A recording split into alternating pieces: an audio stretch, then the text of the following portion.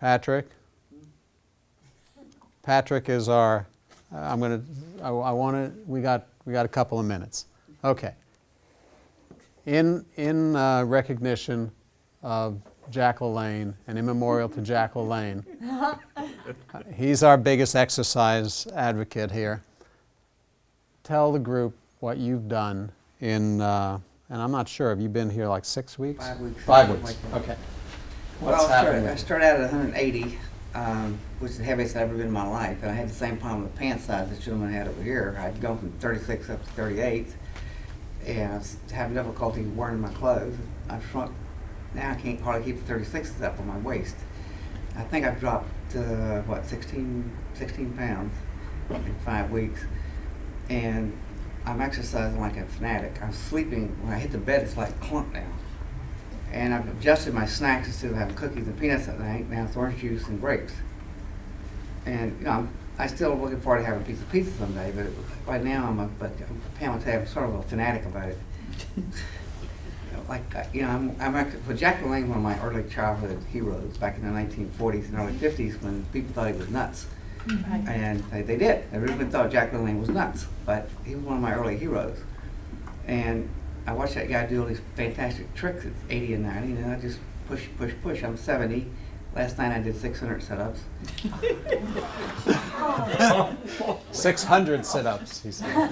I was going to do 1,000, but I'm afraid Pam would get on my case and start. Jack LaLanne could only do about 540.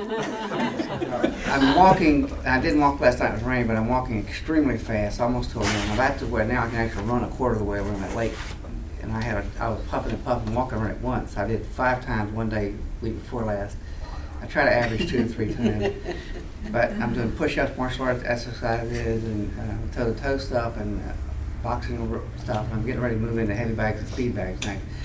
I want to get to that 160, but I've decided now I'm going to take down a couple more pounds below that. I want to give myself a little room, because we're going to be traveling some, doing audits and things. I want to be able to have a couple pounds to work with. But I haven't had one attack of that coffee acid.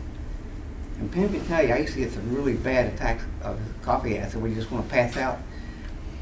And since I started drinking this decaf, I carry my cream with me in my pocket everywhere I go.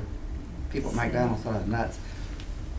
But I carry that 90 dairy creamer with me, and I'm watching how much, I just put just enough sugar to taste. I can't stand that stuff, but I put just enough to get a little sweetness to it. And since I started this decaf, I have not had one attack of that coffee acid. I think, and his experience is basically almost universal.